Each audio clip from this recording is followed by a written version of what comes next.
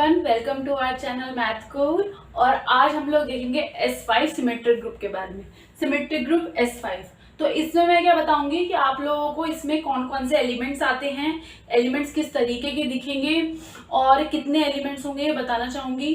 देखो हाँ, S5 कराना इतना इम्पोर्टेंट तो नहीं था, हाँ, लेकिन उस तरीके से इम्पोर्टेंट था क्योंकि इससे जो है ना काफ़ी जो हमारे कॉन्ट्रडिक्शंस है या फिर जैसे अगर एग्जाम्स में कुछ चीज़ें आती हैं तो हम इससे जो है ऑप्शंस जो है कट कर सकते हैं, इसलिए मैं आपको बता रही हूँ। और हाँ, मतलब देखो कुछ एक्स्ट्रा पढ़ने में कोई प्रॉब्लम तो नहीं है, और हाँ, मैंने देखे हैं कि इससे भी क्वेश्चंस आए हुए हैं और पूछे जाते हैं, तो एक बार अगर हम लोग देख लेंगे तो कोई प्रॉब्लम नहीं होगी। ठीक है, तो लेट्स स्टार्ट इट। तो ऑर्डर 5 मतलब S5। तो S5 का सबसे पहले हम देख लेते हैं कि ऑर्डर क्या होता है। देखो S5 में कितने एलिमेंट्स है? 5 फैक्टोरियल। 5 फैक्टोरियल मीन्स 5 इंटू,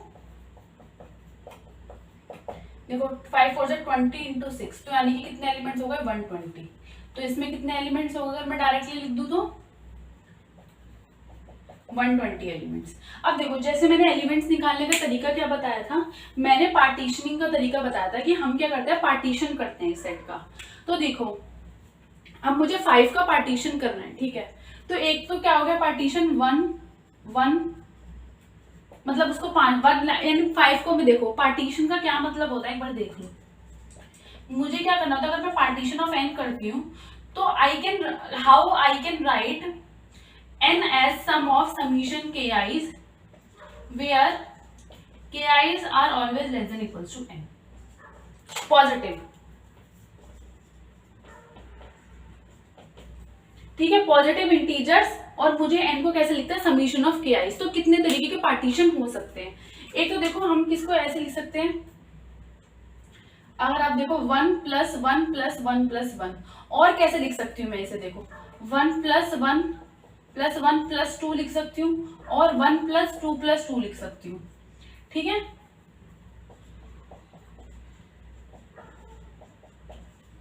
हाँ,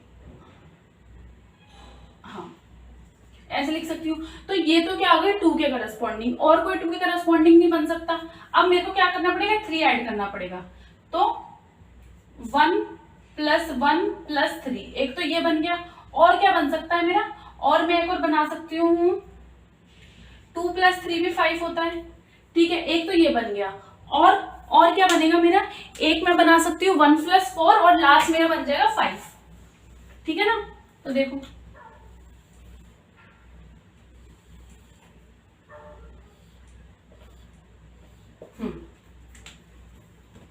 तो हो गया मेरा 2 + 3, और मेरे क्या हो जाएगा 1 + 4, और जो लास्ट में बनाऊंगी वो मैं किसकी करस्पॉन्डिंग बना दूंगी? 5 की करस्पॉन्डिंग।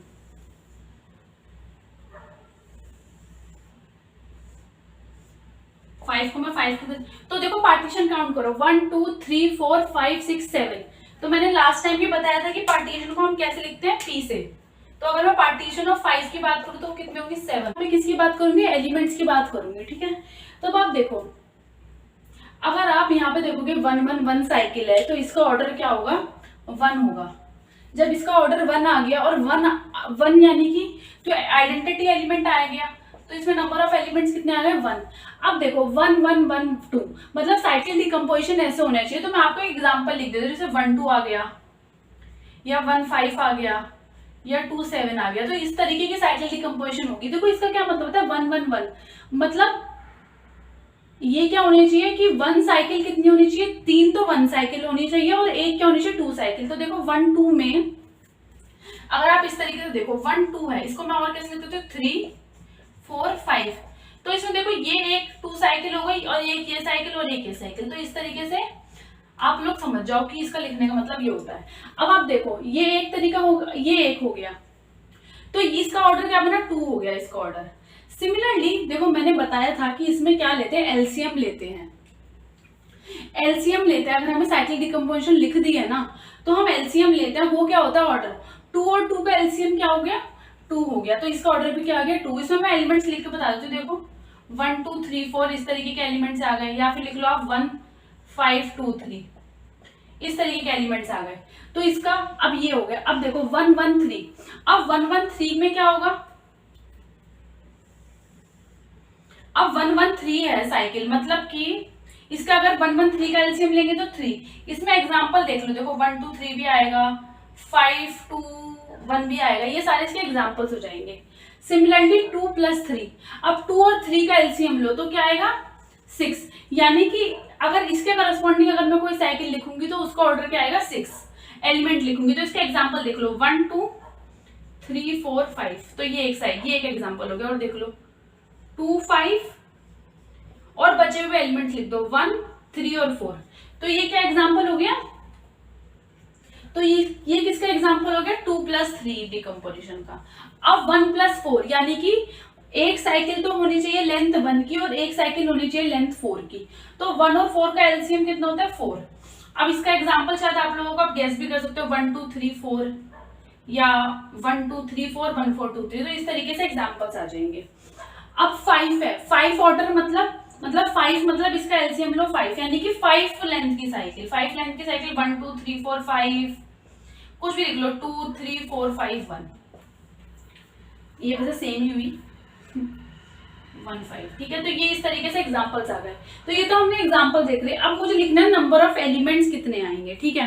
तो देखो नंबर ऑफ एलिमेंट्स के लिए मैं क्या करूंगी, मैंने फॉर्मूले लिखवा रखे हैं अगर आप लोगों को ध्यान हो।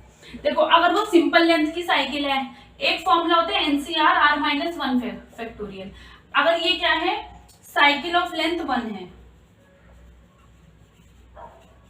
ठीक है, तो ये तो अगर साइकिल ऑफ लेंथ R है तो उसकी साइकिल डिकम्पोजिशन की तरह कितनी साइकिल होगी NCR R-1 फैक्टोरियल। और अगर वो क्या है मल्टीप्लीकेशन ऑफ डिसजॉइंट साइकिल्स हैं तो उसका फॉर्मूला होता है n फैक्टोरियल डिवाइडेड बाय 1 की पावर α1 2 की power α1 dash dash α1 factorial α2 factorial, ऐसे कंटिन्यू हो जाएगा। और अल्फा इज क्या होते हैं, अल्फा इज होती है number of cycles of length I in that decomposition. अगर आप लोगों को इसको पूरा समझना है तो आप हमारी प्रीवियस वीडियो जाके देखो, उससे मैंने S3 और S4 के लिए बहुत अच्छे से करके दिखाया है, ठीक है। अब मैं यहाँ पे क्या करूँगी डायरेक्ट फॉर्मूला लगाती जाऊंगी। अब देखो यहाँ पे 2 साइकिल है ना, तो 2 साइकिल के लिए मैं डायरेक्ट क्या फॉर्मूला लगाऊंगी NCR वाला, तो यानी कि फॉर्मूला क्या आएगा NC2 × 2 - 1 फैक्टोरियल, और n क्या है यहाँ पे 5 है, तो 5C2 2 - 1 फैक्टोरियल, यानी कि 5C2। मैं यहाँ पे इसको लिख देती हूँ, आप लोग कैलकुलेट करना, 5 से 2 आएगा 10।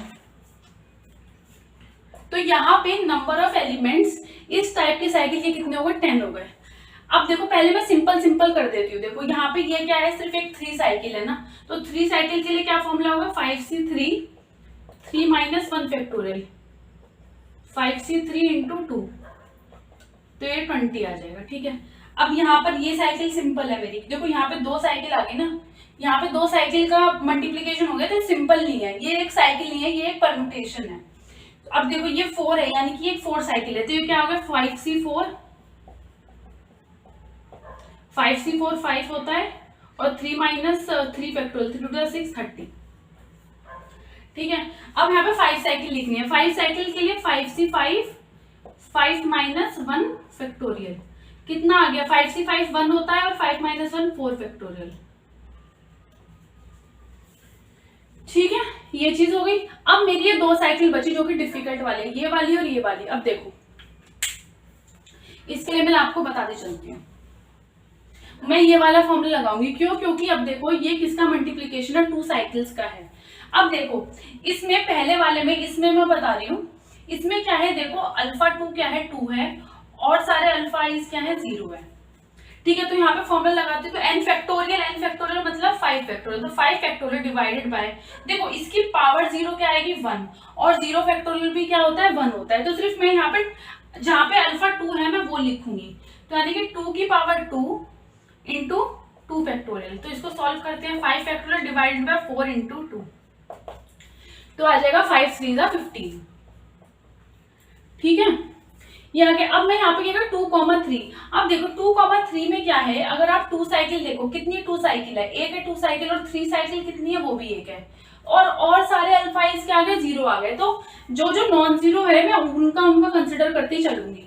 तो अगर फिर से फॉर्मूला लगाए तो 5 फैक्टोरियल डिवाइडेड बाय 2 की पावर 1 3 की पावर 1 और 1 फैक्टोरियल, तो क्या आ गया 5 फैक्टोरियल डिवाइडेड बाय 6, तो कितना आ गया 5 4 20। तो यानी कि इस साइकिल डिकम्पोजिशन के 2,3 साइकिल डिकम्पोजिशन के कितने एलिमेंट्स आएंगे? 20 एलिमेंट्स आएंगे।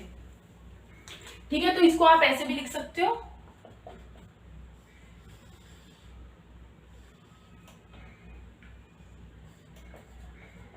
और अब हम यहाँ पे टोटल, तो यहाँ पर मैंने पूरा क्लासिफिकेशन बता दिया है कि क्या क्या होगा। अब अच्छा ठीक है, एक तो ये चीज हो गई। अब मैं जल्दी से ना यहाँ पर आप लोगों को इवन परम्यूटेशन भी बता देती हूँ, ताकि आप लोगों को यहाँ पर A5 का आइडिया लग जाए। ठीक है, मैं बस टिक लगाती चलूंगी कि कौन कौन सी यहाँ पे इवन परम्यूटेशन होगी। अब देखो, आइडेंटिटी मैंने हमेशा बताया कि वो इवन परम्यूटेशन होती है, ये मैं टिक बता रही हूँ उसके लिए। ठीक है, अब देखो 1 1 1 2, ये 2 साइकिल है भाई। 2 साइकिल मतलब एक है वो भी 2 साइकिल, तो एक 2 साइकिल क्या होती है? हमेशा ऑड परम्यूटेशन होती है, तो ये नहीं होगी। अब देखो यहाँ पता है साइकिल डिकम्पोजिशन से देखा करो, देखो यहाँ पे जो 2 साइकिल्स है वो कितनी है? 2 है। 2 साइकिल्स मतलब ट्रांसपोजिशन कितनी हो गई? 2, तो ये क्या हो गई? इवन परम्यूटेशन, तो यहाँ पे टिक लगा दो। अब देखो 1 1 3, यानी कि ये 3 साइकिल है। 3 साइकिल मतलब 2 परम्यूटेशन। 3 साइकिल को मैंने बताया था कि अगर कोई लेंथ r की साइकिल होती है तो मैं इसे r-1 ट्रांसपोजिशन में लिख सकती हूँ। तो 3 साइकिल मतलब 2 ट्रांसपोजिशन। 2 ट्रांसपोजिशन मतलब इवन परम्यूटेशन, यानी कि इस टाइप के एलिमेंट, इस टाइप के और इस टाइप के, मतलब ये सारे एलिमेंट्स किस में आ जाएंगे? A5 में आ जाएंगे। सिमिलरली 2,3। आप देखो अगर कोई 2 साइकिल है 1 2 और 3 4 5, देखो ये इसको भी देखो मैं कैसे लिख सकती हूँ? 3 4, देखो यहाँ पे नंबर ऑफ 3 साइकिल्स कितनी है? 3 है, तो यानी कि ये नहीं आएगा। अब सिमिलरली ये क्या है? 4 साइकिल है। 4 साइकिल मतलब 3 ट्रांसपोजिशंस के मल्टीप्लीकेशन लिख सकती हूँ, तो जैसे ही मैंने उसको 3 ट्रांसपोजिशन के मल्टीप्लीकेशन में लिखा तो वो भी नहीं आएगा। अब 5 साइकिल है, तो 5 साइकिल मतलब 4 ट्रांसपोजिशन के। 4 क्या है? इवन, यानी कि ये। तो अब देखो यानी कि इस टाइप का, इस टाइप का, इस टाइप का, यानी कि ये वाली साइकिल डिकम्पोजिशन आएगी, ये वाली आएगी, ये आएगी और ये आएगी। तो अब आपको देखो यहाँ पर A5 के एलिमेंट्स भी पता चल गया। A5 अल्टरनेटिंग ग्रुप जो S5 के अंदर बैठा है, आपको उसके एलिमेंट्स के बारे में भी पूरी नॉलेज हो गई है। तो आई होप कि आप लोगों को हमारा लेक्चर पसंद आया हो, और अगर आपको हमारा ये वाला लेक्चर पसंद आया हो तो प्लीज हमारी वीडियो को लाइक करिए, अपने फ्रेंड्स के साथ इसे शेयर करिए, और अगर आप लोगों ने अभी तक हमारा चैनल सब्सक्राइब नहीं किया है तो प्लीज इसे सब्सक्राइब कर दीजिए। Thank you everyone, thank you friends.